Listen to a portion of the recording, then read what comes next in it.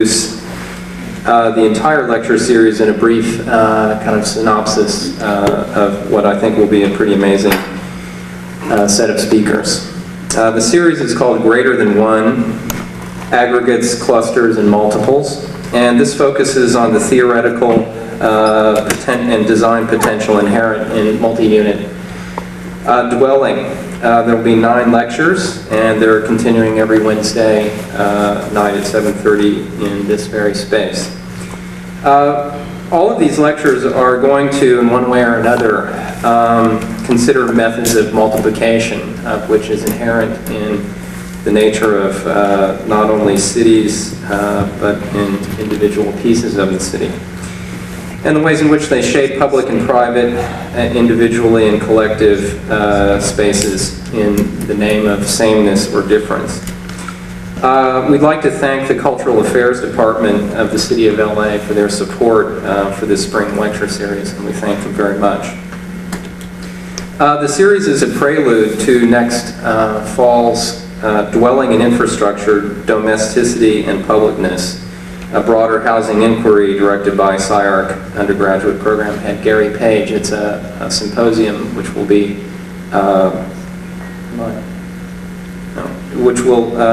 put together an exhibition and a symposium for at least a weekend, as well as a catalog and an exhibition of work that'll happen in the fall later on when we get into our new building. We'd also like to thank the NEA in advance and the Graham Foundation for funding $55,000 between them for this project.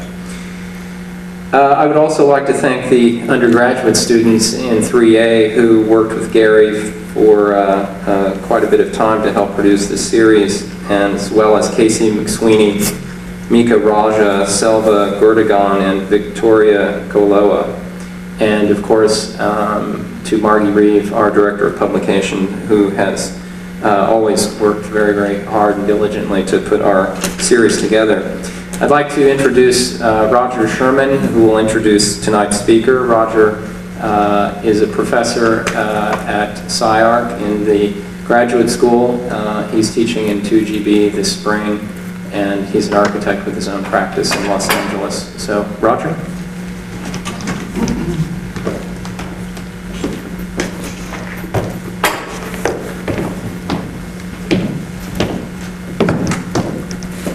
Great. Wow, it's really black out there.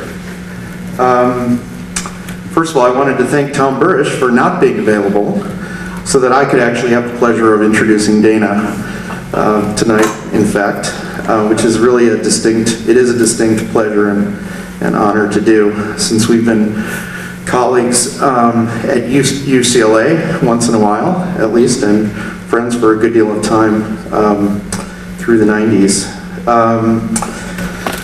First, a few facts about Dana. She received her Bachelor of Arts in Design and with a major in Psychology from the University of California, Santa Cruz in 1976.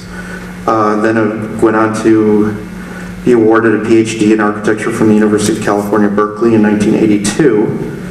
And then amongst a number of various teaching positions in 92 to 94, she was part of a small group of faculty who were invited to form a program, an architectural program at the University of California, San Diego, which was fortunately or unfortunately, I'm not sure how that lies at this point, short-lived, at which point she came. We were lucky enough to have her at UCLA come back to Los Angeles, where she is currently a tenured associate professor in the Department of Architecture and Urban Design. She also, amongst just a slew of various accomplishments, was recently in 1996 and 1997 a scholar at the Getty Center for Arts and Humanities. She won a fellowship there, a full-year fellowship, on which she was actually studying much, I think, of what she will be talking about tonight. I believe that the research topic was called Temporary Residence Housing Excavations in Los Angeles. In 1995, she won an award from Progressive Architecture for a research award for her an article or work that was related to, again, some of the things that she'll probably be talking about tonight, called Form and Contention, and in '92 received a well-deserved American Institute of Architects Book Publishers Award for a very, I think most of us are familiar with this now very well-read book, an important established book on architecture, the story of practice, published by MIT Press. I feel though that at a certain level, these things actually sort of go on, and I think it would be for me important to point out at a certain level that there are many things about Dana that, other than just what appears on the resume, that are really what I think are sort of most deeply significant about her contributions. For me, primary among these is the fact that she is deeply concerned with keeping the relationship between theory and practice intact and vital.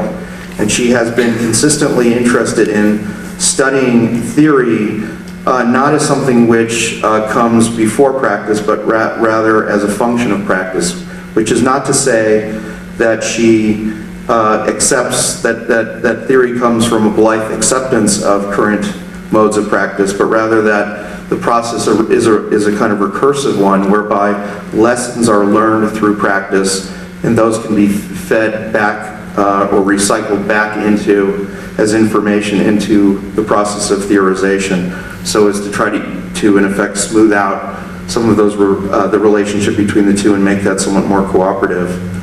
For me, I guess more recently, I think the method by which the particular theme that she's dealt with, which has sort of made its way through that critique, it has been this interest in conflict, a kind of lens through which she looks at this thing. I heard recently someone say that conflict is the means through which a society's true social makeup is revealed, and I think certainly in Dana's case, and I've heard, I think, some portions of the talk that she's going to give tonight, which is related to her upcoming book. Is it out yet, or it's just about to come out? Next month. The Provisional City, Los Angeles Stories of American Architecture and Urbanism, is about how, what she calls a convulsive urban act, something that occurs in this kind of city.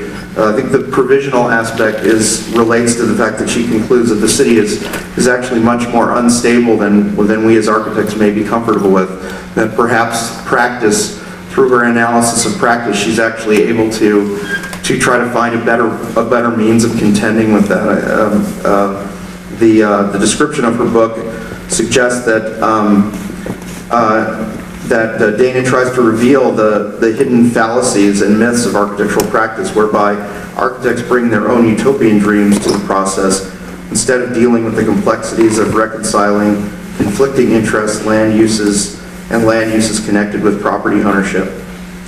I think finally I'd just like to also mention that I think that what distinguishes her work about practice is not merely that she has ideas about it, but that she actually has demonstrated consistently an interest in putting those ideas into practice herself, even as a so-called theorist. And I think most notable amongst these has been her efforts in Houston 10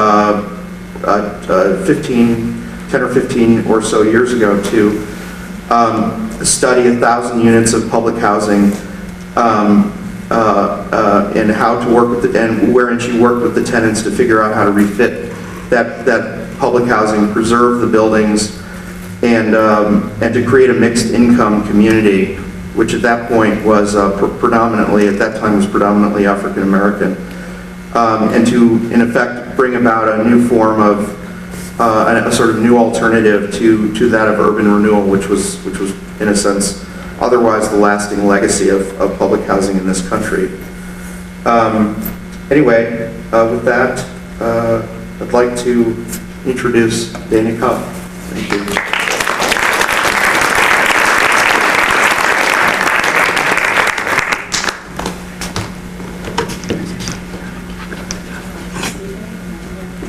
Thanks, Roger. That was a very nice introduction.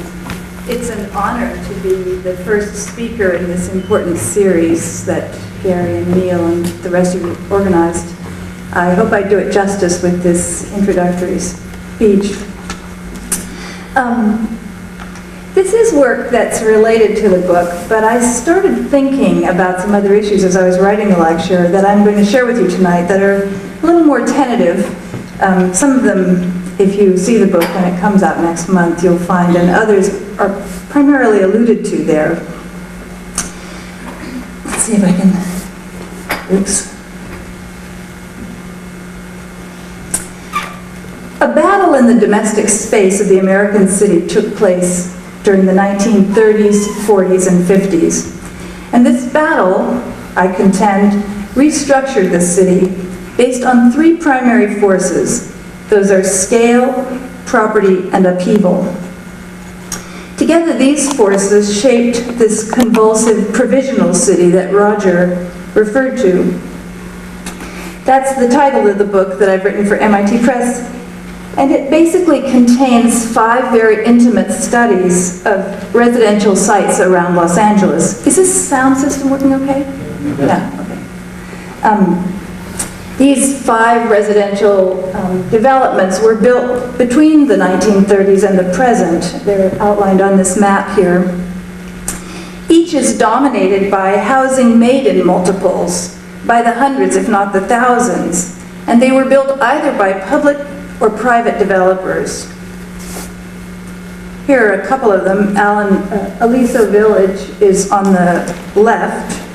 It's 800 units of public housing built in 1942. Roger Young Village on the right was 1,500 units of Quonset huts built for veterans in the late 1940s. I'm not going to talk too much about these tonight. Instead, I'm going to focus on these two. This is Westchester on the left. It was built between the early 40s and continues to be built and demolished today, actually. But by the 1950s, there were 11,000 houses where none had stood before. And on the right is the Robert Alexander and Richard Neutra proposal that I'm sure many of you are familiar with for Chavez Ravine, which between 1948 and 52 made a proposal for 3,400 units of public housing. A fundamental premise of this work is that housing, large-scale versions of it in particular, shape the urban and suburban landscape. That may seem obvious, but I think we often forget that these large projects, these large residential projects, are actually part of what shaped the modern American city. Two competing forms of housing vied for position in the American city. One was operating at the urban core, though not by choice. The other took place at the urban periphery. One was constructed by the public sector and the other by the private sector. Both, on the other hand, and it's important to remember, were substantially funded by the state, particularly by the federal government. In a very real sense, then, you could say that the federal government formulated the post-war city both at the core and at the periphery. In this sense, my work is not just about the form of housing, but its significance for the city and for urban form, where issues of scale, upheaval, and property arise. This is Westchester and one of the early public housing developments in Los Angeles. As part of this question, I want to address part of this investigation, I want to address 2 corollary questions. First, why did what I'm going to describe to you as utopian modernism die and suburban houses prevail? And secondly, why wasn't that suburban house a modern house? These are questions we often take for granted and have very simple answers for. But I'm going to try and convince you tonight that the answers to these weren't simple at all, and they're also not the ones we typically assume to be the proper response. Remarkably, I believe the answers to these questions for America as a whole emanated from Los Angeles. So the lecture has 2 parts. The first is going to be a discussion of urban theory and a description of what a provisional or convulsive city might be. in relation to traditional urban theory. And the second part is a mapping of these two trajectories, utopian modernism and suburban tract housing. Urban design or urban development has been theorized according to certain assumptions, whether we read Scully, Kostoff, Cite, Hilbersheimer, or Braudel. Cities like Los Angeles, Houston, Las Vegas, or Phoenix make an alternative reading of the city apparent and all the more necessary.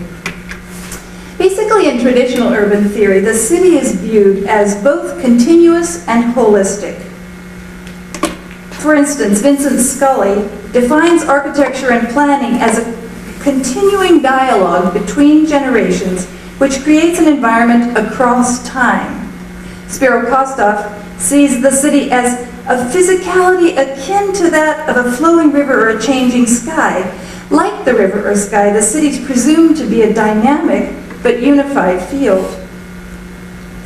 Thus, the city is logical and patterned, either organically, like the Paris infill housing example might display of how small, steady changes from the upper left to the lower right start to build density and the material fabric of a city, or through planning and regulation. And the distinction between an organic urban growth and a planned urban growth is a classic one that you find at least tacitly in most of the urban theory literature. Here you see, for example, and this is a kind of example of the planned urban growth, because you can see a line where the street grid becomes more regular, and that was because of a regulation that occurred in the 1860s in New York that affected the development once it was past the tip of Manhattan.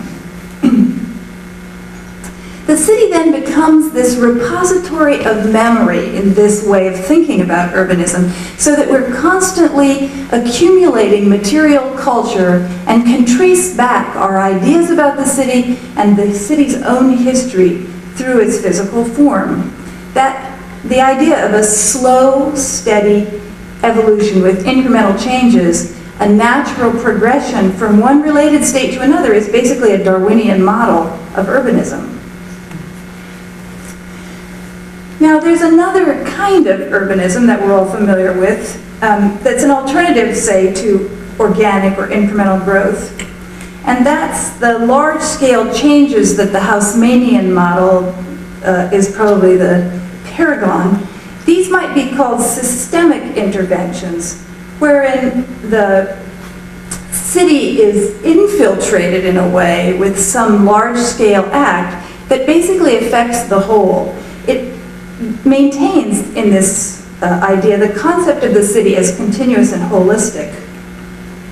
In the same way, for instance, that tissue has varying systems that work somewhat independently, but each needing each other to make the entire body operate. The idea of the Haussmann Boulevard, whether it was in Iran or Paris or San Francisco as that other example, was to restructure what was called the urban fabric.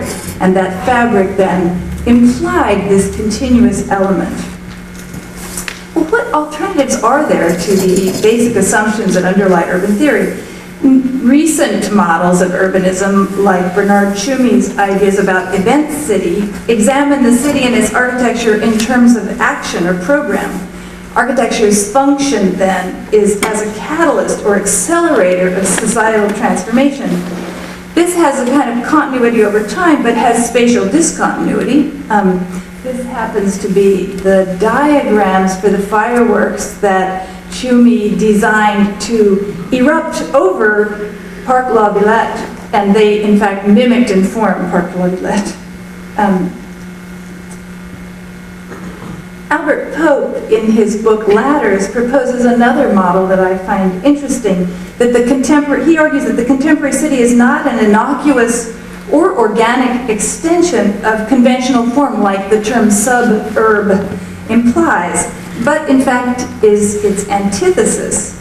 He looks for a relation between built form and the abstract autonomous logic of the city, such as the logic of the urban grid, proposing that its organizational properties have been transformed into ladders.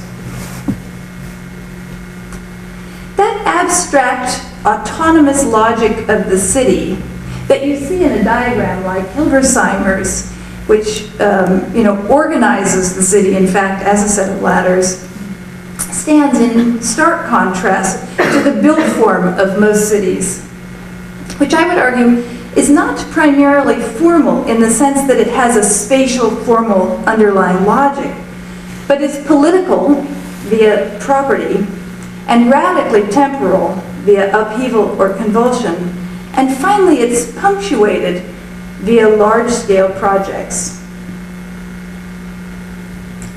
A theory of the provisional city, then, is conceptually related to some recent developments in scientific theory.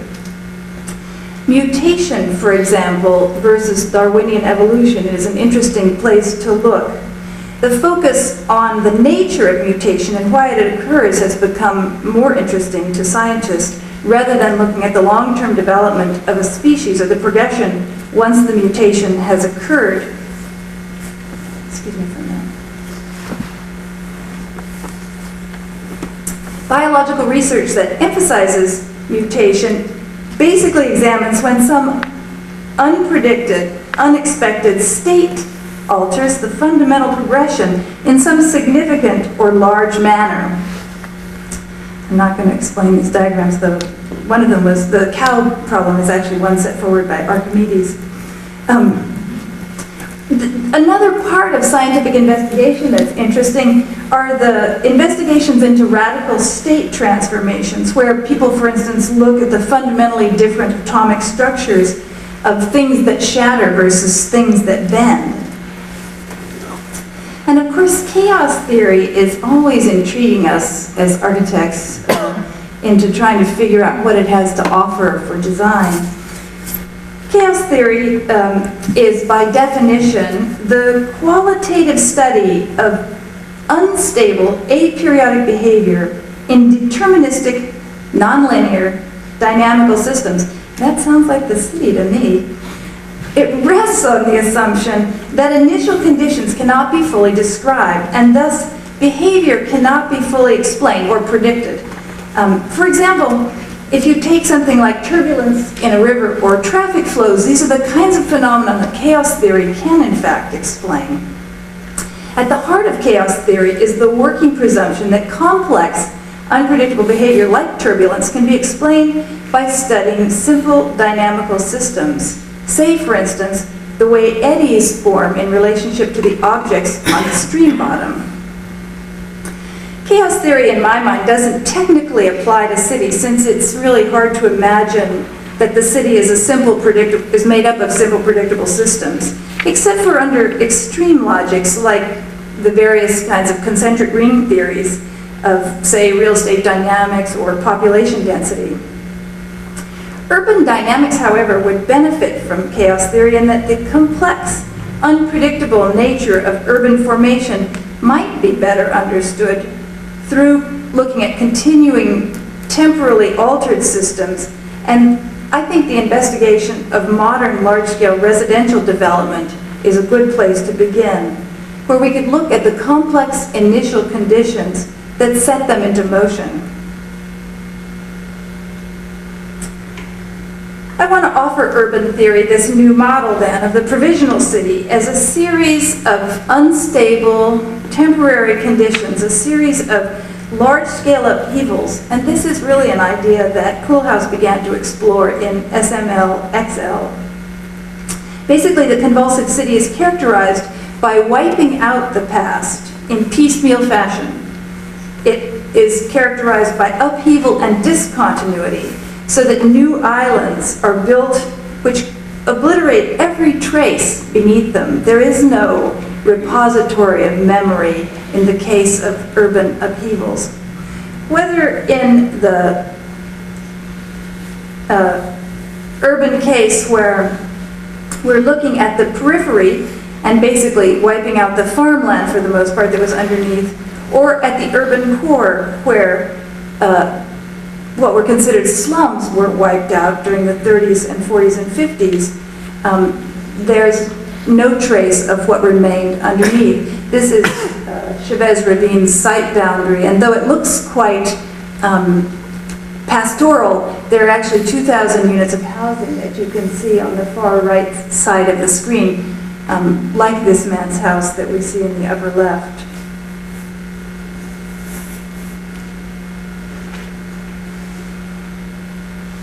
Each site in the process of the provisional city's formation is, in some significant sense, arbitrary, at least arbitrary in a phenomenological or experiential manner. You can't read them naturally as having edges or boundaries. These large sites fundamentally have to be created. They have to be socially and brutally fashioned out of what is otherwise undifferentiated or multiply differentiated urban context.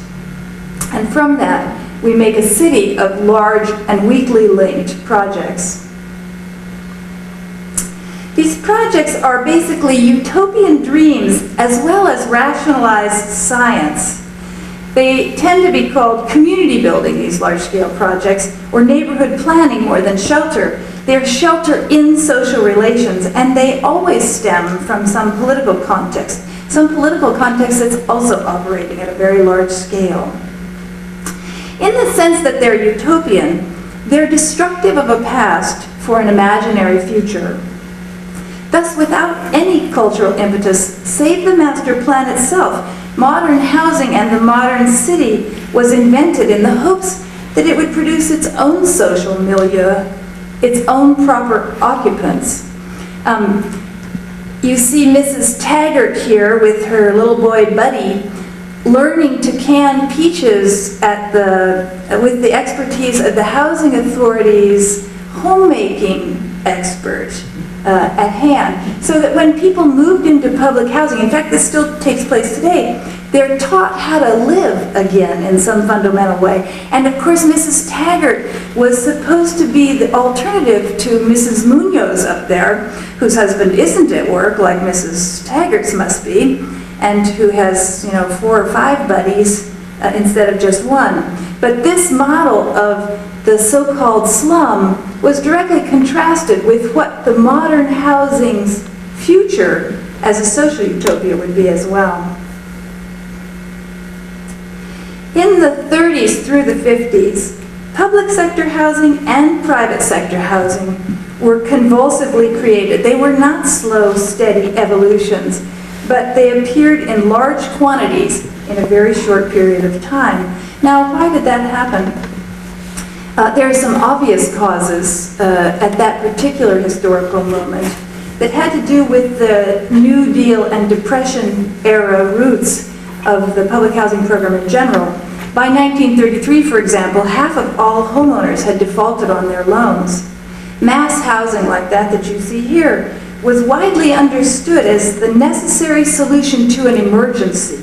And the fact that there's emergency conditions is something that often appears as a predecessor to some urban convulsive act. But what form mass housing took remained to be seen. Also in question was who was this mass housing was going to be for. There was a debate waging even at the start whether it would be the poor or the middle class. In the 30s, basically, the federal government answered this question. We would build it for the poor.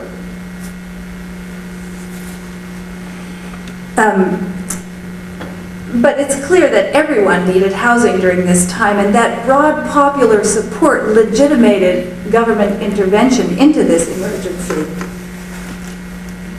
There was also an emphasis on the new. Even before the war, it's a phenomenon that we're very familiar with after the war. An architecture that was untethered from its past for its own sake. There was a fundamental faith or a hopefulness in the ideas of progress in the future, since the present wasn't anything that one wanted to repeat. This part's well known, I think, but less well known is how the real estate industry emerged from a whole army of scattered individual realtors and builders to form a formidable political power. I'm going to describe that in more detail later. But I think this image of this house, this is one house, is indicative of how differently interpreted the idea of newness would have been then from now. The bungalow at the top had the caption that I thought when I first saw it was misplaced, 40 years of minimum maintenance were hard on this house, and each passing day of active use was pushing it further down the scale. It's not hard to call this house substandard, is the second part of that word. Well, you know, from our perspective, you look at this house and you think, gee, in Silver Lake or Santa Monica, that's a gold mine.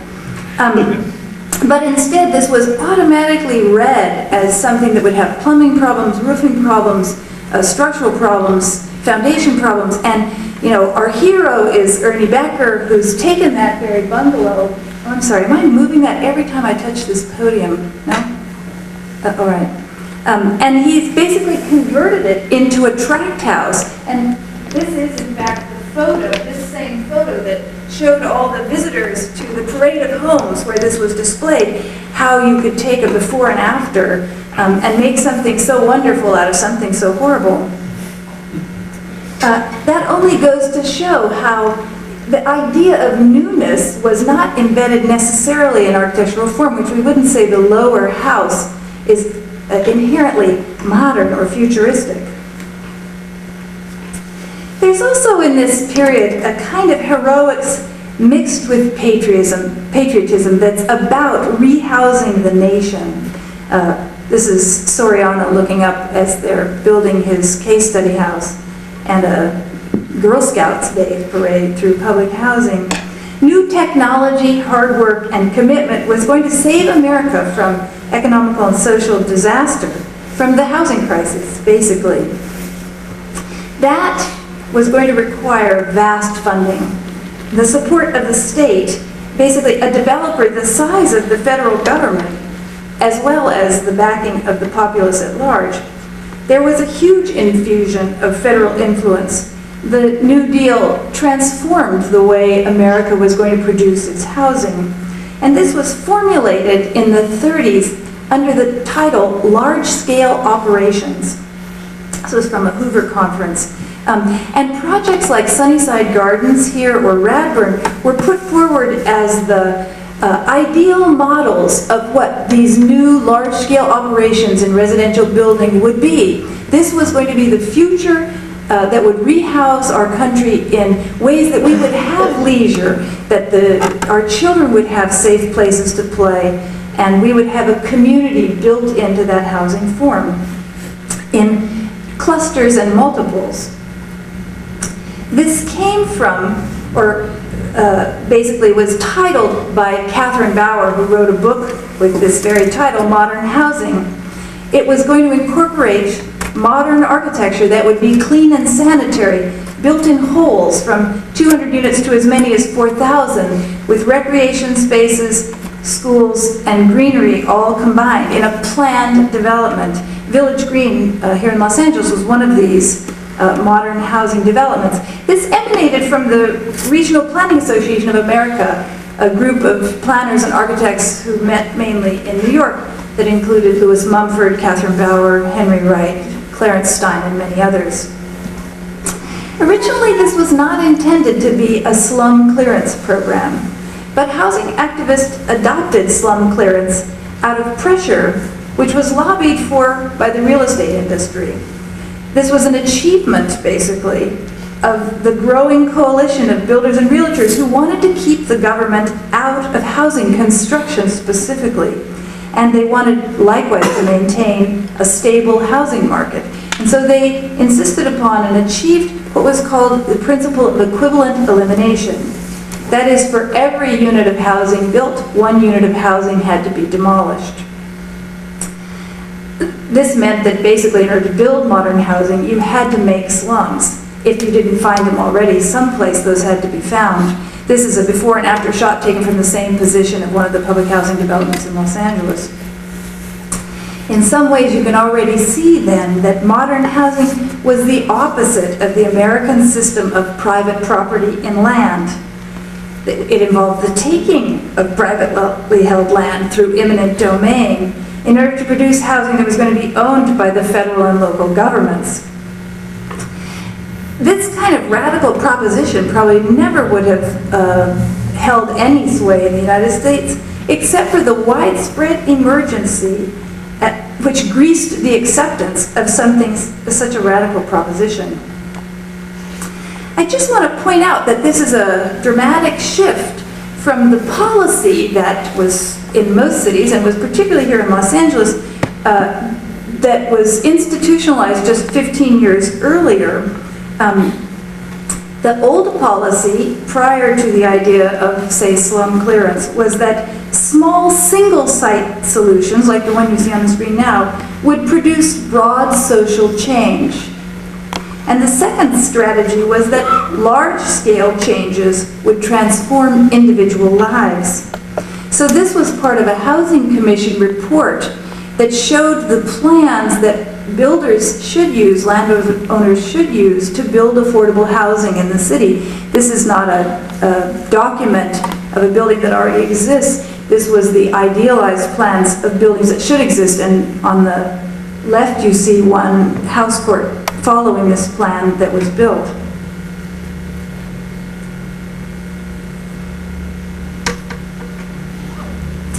So if you were going to have large-scale operations instead of these small incremental changes, areas began to be studied in depth, and there were armies of surveyors that went out across Los Angeles. This was partly a WPA employment program at the same time, to survey every aspect of nearly every house. The archives are phenomenal, of drawings of every elevation.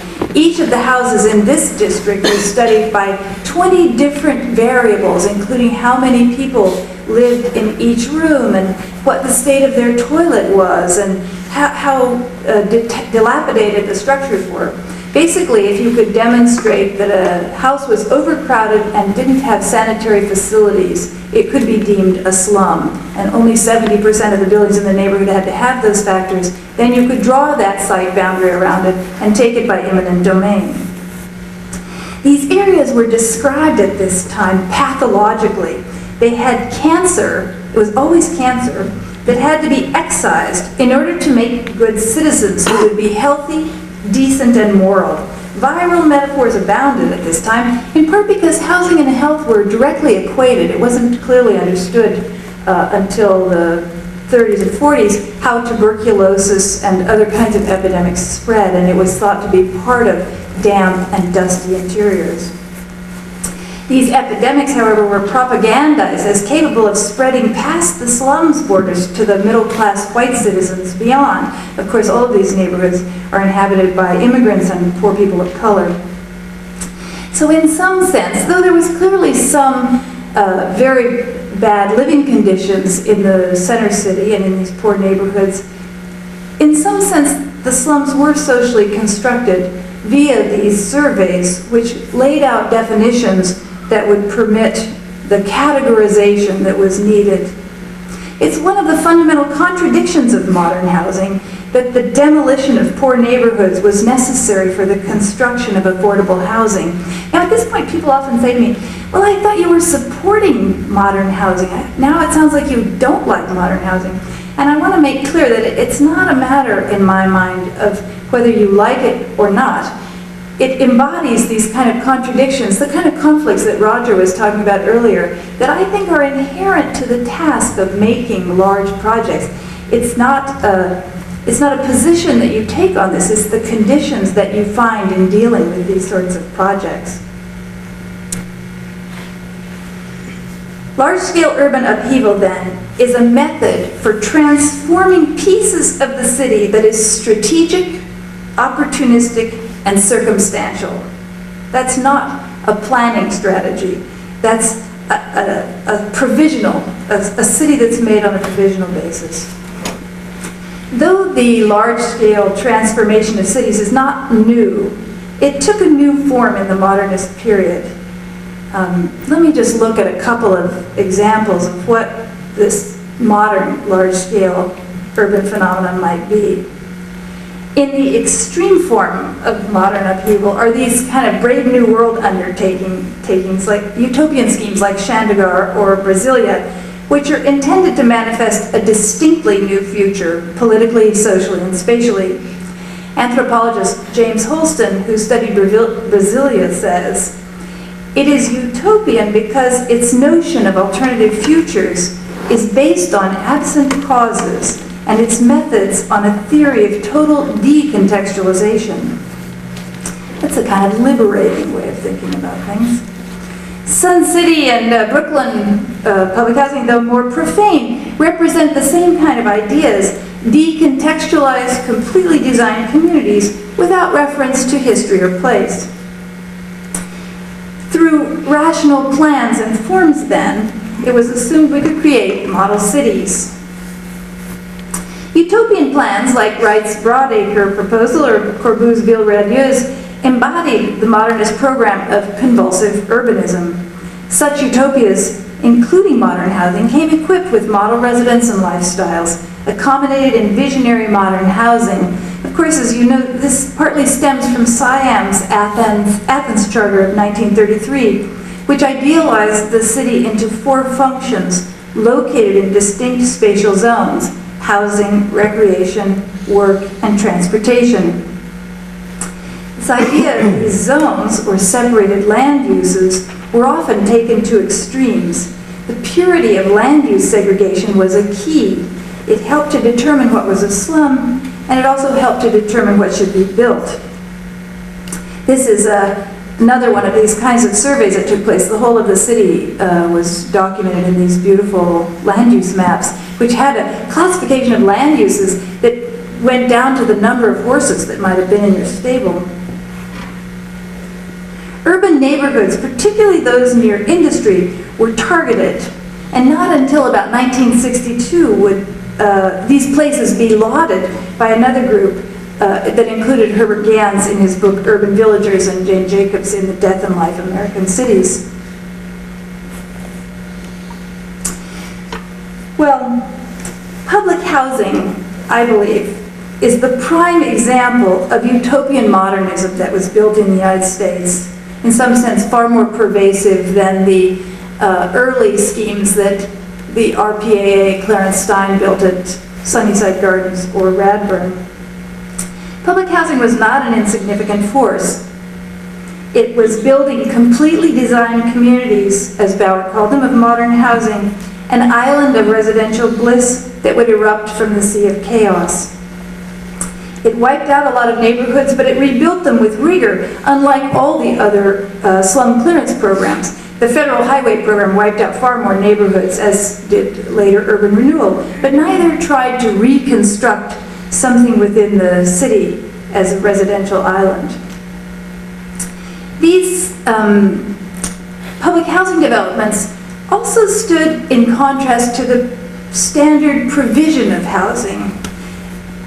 Their first difference was their collective form. That's the most obvious. They looked like apartments to people, and apartments had this emotional component to them, often written about in the 40s as being sinister or undemocratic. It wasn't a place you could raise a new American citizen. The second difference was their modern aesthetics, however stripped down we might see those as being, and the third difference was their remove from the market, their public ownership. When the first public housing was built in Los Angeles in the early 40s, there wasn't much debate. 10 developments were planned and executed primarily along the Alameda Corridor or the LA River. And there were plans some 7 years later for 10,000 more units. That's when Chavez Ravine becomes a site. It's the largest of 11 proposed sites that will be part of the 1949 Housing Act. It would include 3,400 units, or almost a third of all of those proposed, under the title Elysian Park Heights, named after the park that surrounded the site, which you can just see on the boundary of the orange oval. All of these new units were to be planned and designed by Robert Alexander and Richard Neutra. They were to be placed on 300 acres just north of downtown. The guys who worked for the Housing Authority at the time had their eyes on this site and sort of were itching to get at it. The idea that you'd have 300 acres that close to downtown was really an amazing phenomenon. And the reason it was still available was in part because of its rather extreme terrain, and also because it had been occupied since the late 1800s by an ethnic Mexican community of owners. There were 2,000 rural homes in this area that was going to be developed, which of course seemed like an opportunity it was a positive aspect to the people in housing because they needed those units to demolish in order to build the housing they would provide. They would have to get their other 1,400 units of equivalent nation from the nearby freeway.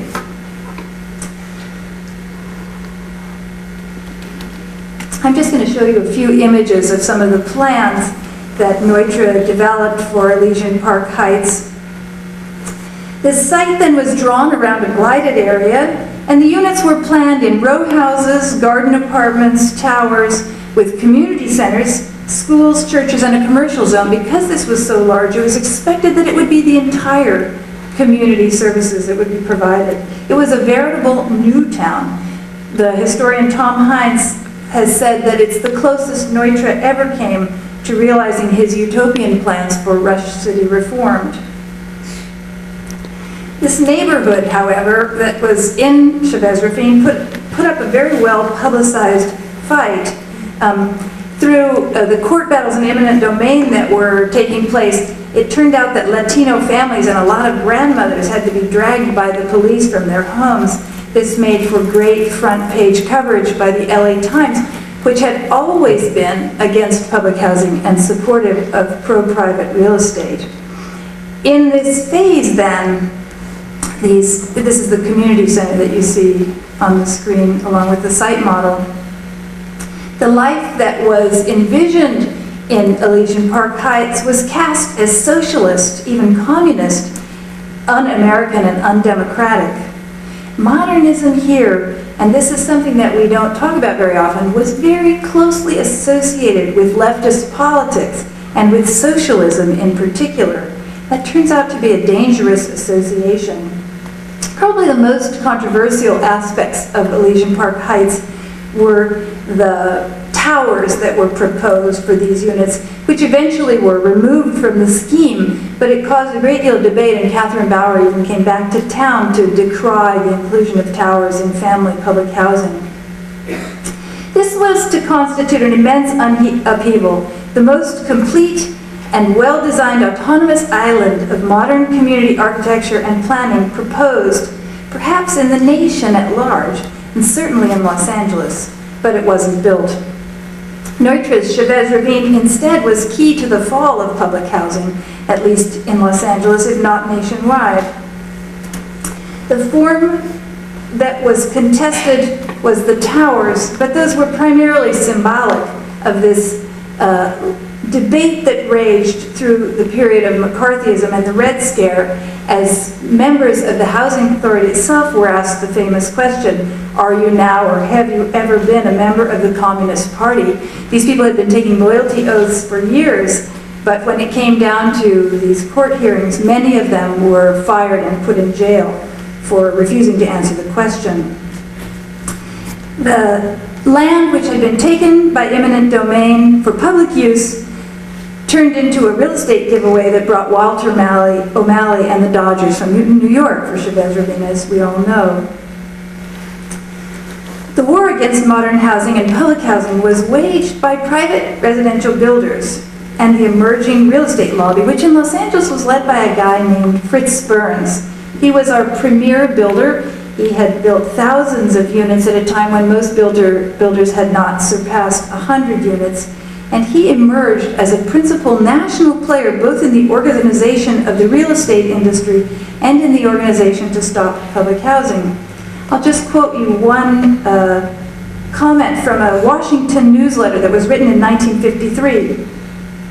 While negotiations were going on here, this is about Chavez Ravine and turning it back into something other than housing, Fritz Burns, Los Angeles builder and leading opponent of public housing, was hovering in the background. He is happy over the settlement to stop the national program and bail Los Angeles out at the same time. Los Angeles home builders are delighted, as are their colleagues in opposition to the program of public housing. The Los Angeles Times scores a great victory. So-called socialist housing was rejected then in the mid-50s, and with it, effectively, residential modernism. Federal funds that then were rerouted to downtown commercial redevelopment efforts, sparking the area that we know as urban renewal. and into the lending and mortgage industry to make better buyers for the private real estate developers. This particularly benefited them at the urban periphery, where they were buying inexpensive flat land at a very good price. So these federal policies had spatial as well as political and economic consequences. The upheaval was not abandoned, it remains, but modernism was denied.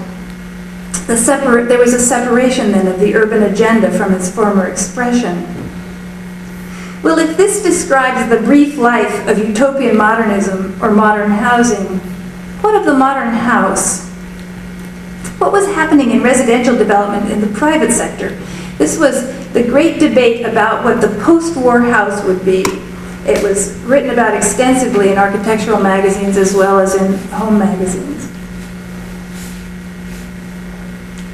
War and depression over, the middle class emerging, a pent-up demand for housing was extreme. There was an adoption of a kind of consumer approach to housing that I would argue had not existed before, and that stood in direct contrast to the typification of public housing as socialist. Basically, you were going to be able to shop for a new house just like you would a vacuum cleaner.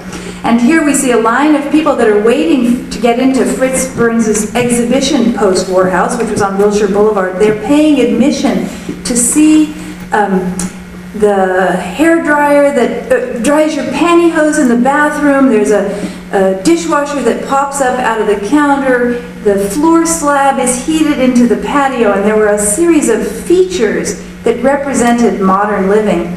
Below, people are shopping for houses at a department store where the post-war house is built at quarter scale.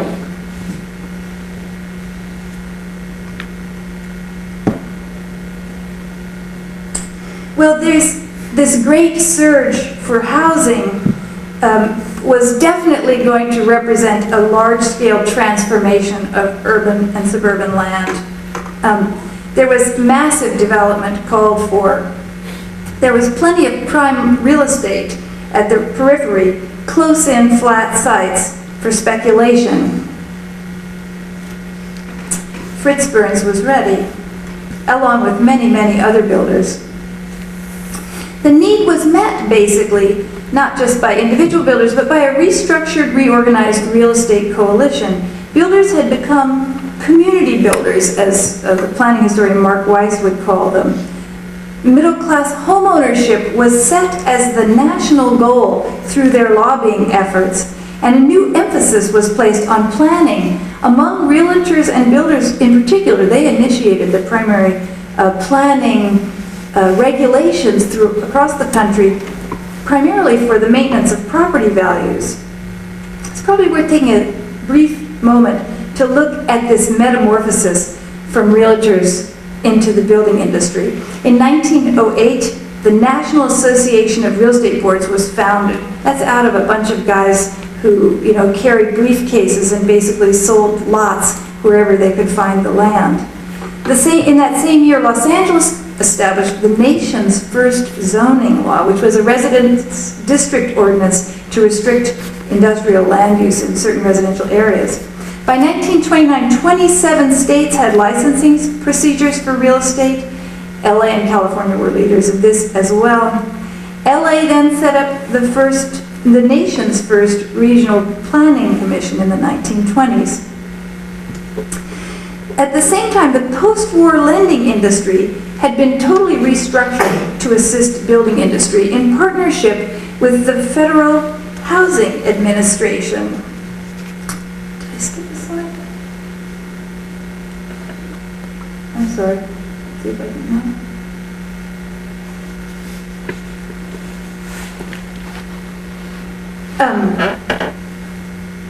The Federal Housing Administration basically was going to structure the loans to both builders and buyers so that the entire middle class could be delivered their housing.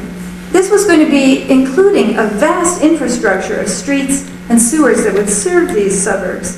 as well as to insure mortgages and protect lenders from the repeat of the Great Depression that they all feared. The FHA held its own model of housing. It promoted conservative practices in order to protect the lending institutions through explicit design guidelines. These were also frequently changing. Builders had to follow them exactly in order to get the loans they needed to build. FHA guidelines included things like no flat roofs, a minimum square footage, a number of bedrooms, maximum sales price, and as well individual features like whether Venetian blinds would be part of the lending package.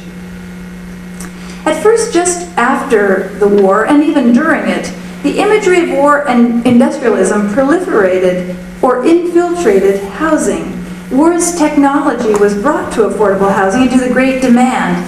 This is one of the Quonset huts at Roger Young Village and a dome designed by Wallace Neff as a housing strategy.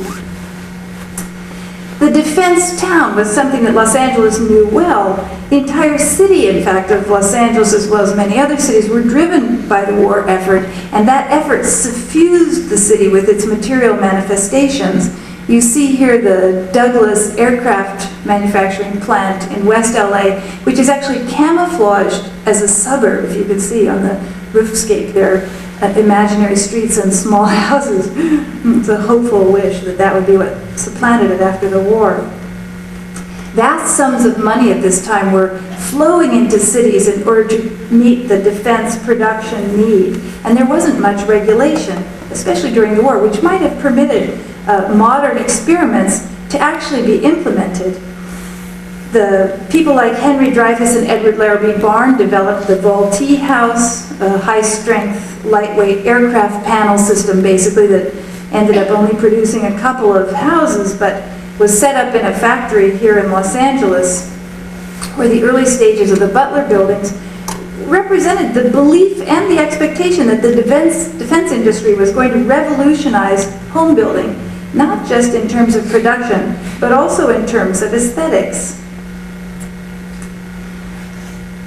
These ads represent a level of acceptance that's not generally recognized by urban and housing historians, that somehow you could bring your bride to this modern, attractive, well-built Quonset hut.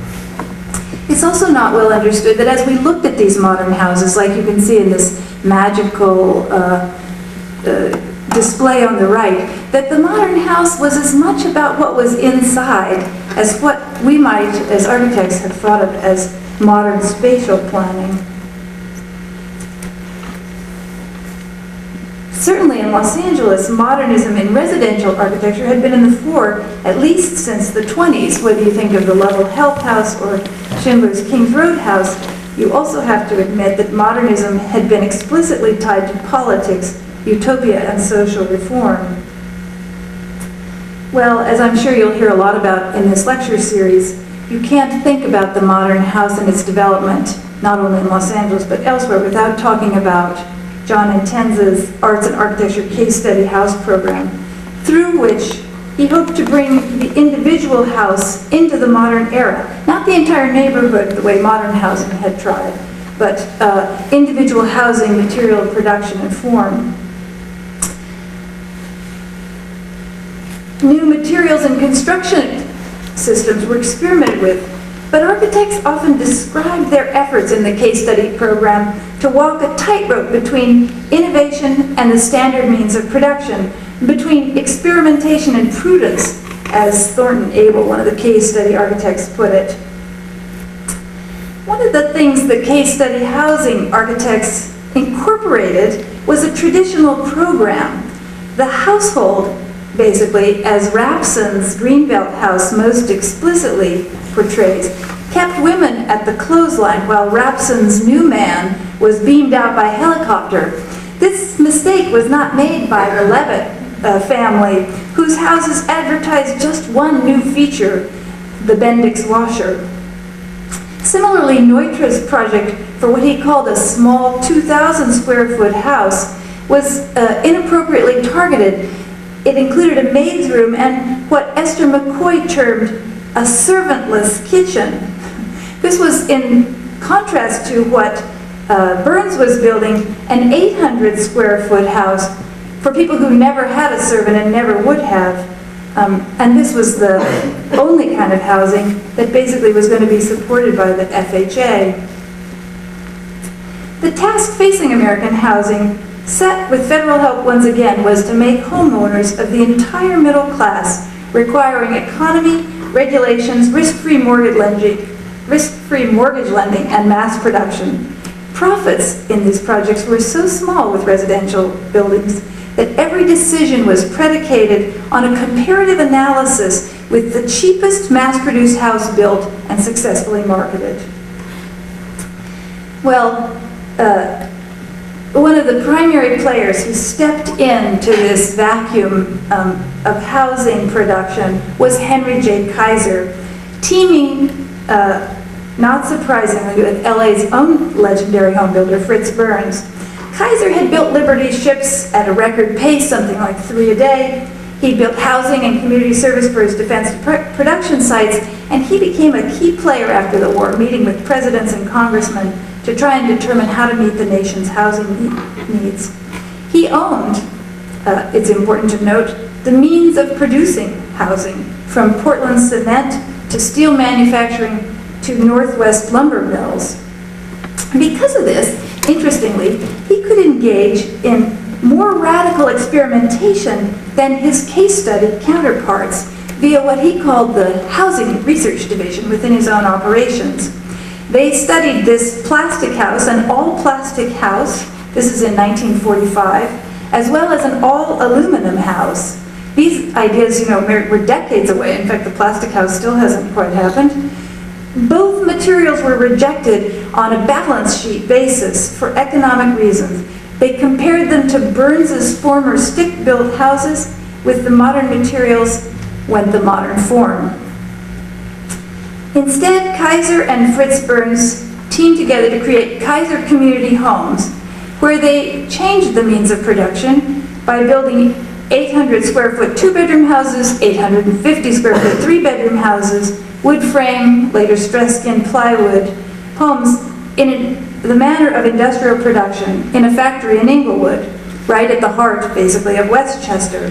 They manufactured everything in their factory, from walls, ceilings, floors, to cabinets and plumbing stacks. That factory experiment didn't last long, as it turned out that site building was still more economic than factory prefabrication. But basically, Westchester and all its mutations thrived. These two, as I've mentioned before, remain large-scale upheavals. They built 200 to 2,000 homes at a time with a modicum of planning. They were, these little houses, modern inconveniences or features. They were modern in some sense as a product. They came fully equipped with stove, cabinets, Venetian blinds, sprinklers. Builders saw themselves as marketing a product, and they themselves knew best what functioned in these small, efficient spaces. As one builder described it to me, we had architects, but they were only there to line up the windows on the outside.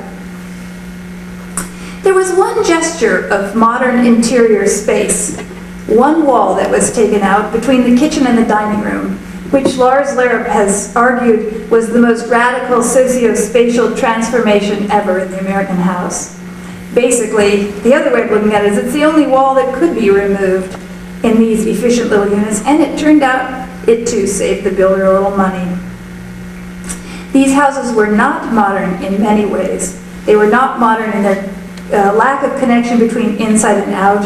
They were not modern in their exposure, expression of materials, and they certainly weren't modern in their detailing. These, of course, had mainly to do with economy. As everyone knows, trim's always been less expensive than clean, well-crafted details. All in all, we could call this a kind of convenience modernism. Well, let me make a couple of conclusions then. I said at the start that scale, property, and upheaval characterized the Provisional City, and I've tried to demonstrate that these were critical factors to both modern housing and to the suburban post-war house. These upheavals in the city continue. Aliso Village and its neighbors, as you see here on the right, have been undergoing a convulsive period, a metamorphosis for at least the past 5 years. Some 1,500 units of housing has been torn down or partly demolished for new urbanist, ironically suburban replacements. At Westchester, airport expansion demolished some of Fritz Burns's own early neighborhoods, and there's more of that demolition to come, as anyone in Westchester will tell you.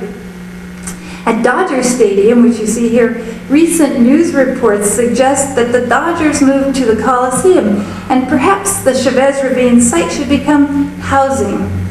Full circle. Upheavals, ironically or perhaps predictably, are most likely at these very large sites, which seem very stable. But in fact, when something's built all at once, it also in some sense fails all at once.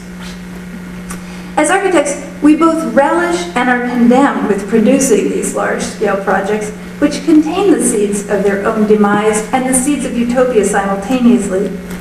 Certainly, one lesson is that we should design more carefully the demolition phase that's inherent to every large-scale project.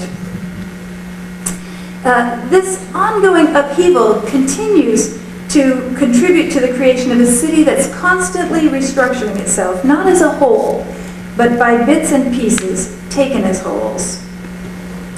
And what of our suburban destiny? Utopian modernism died for a variety of reasons. First, housing emergencies of war and depression were ending.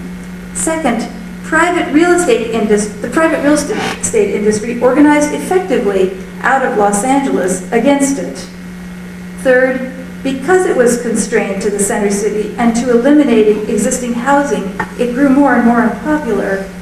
And fourth, public ownership was associated with anti-democratic movements, with the Red Scare, and altogether this curtailed the modern project. Now let me answer that second question. The suburban house was not a modern house because of circumstance in the end. The unique initial conditions, like the stream bottom's relation to turbulence, was more than simple taste. How would we know whether taste actually played into it, as we often assume? There were no options given to people. So here's what we do know about the suburban house and why it developed as it did. Modernism was associated with communism. Secondly, such large-scale ventures like the huge suburban developments had to be low risk. Builders had to return to what they knew would work, things that they had built before the war. Similarly, and third, the federal government had a heavy guiding hand, even in the form of the housing, which was also intended primarily to reduce risk, the lending risk in that case. And fourthly, modern building was more expensive and cost dominated all concerns. In conclusion, I believe there was a clear opening in the public taste after the war when residential modernism might have taken hold. Would we imagine a suburb had that happened? Modern aesthetics instead fell victim to circumstance and also, perhaps, to our own profession's reluctance to enter the political fray, while the detached house and the speculative real estate market orchestrated the city's move into the suburbs. Thank you.